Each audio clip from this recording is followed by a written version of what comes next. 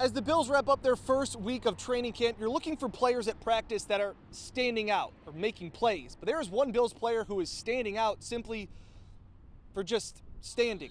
As Micah Hyde explains his first impression when he met Bills' first-round pick, Greg Rousseau.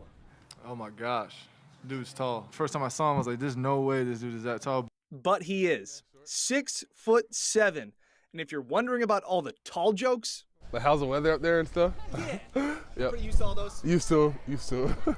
Definitely. I've heard him all 1,000 times.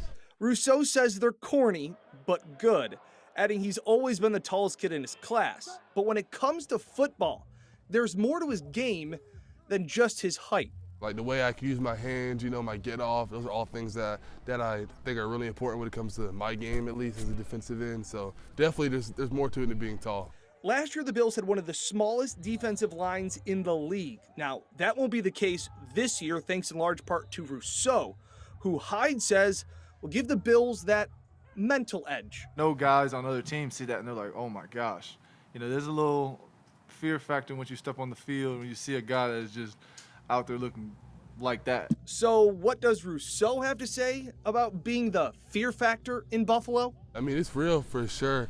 But, you have to be able to back it up at the end of the day, Rousseau and the Bills will wrap up their first week of training camp with a practice inside of Highmark Stadium behind me. It will also be the first time at training camp that fans will be allowed to attend.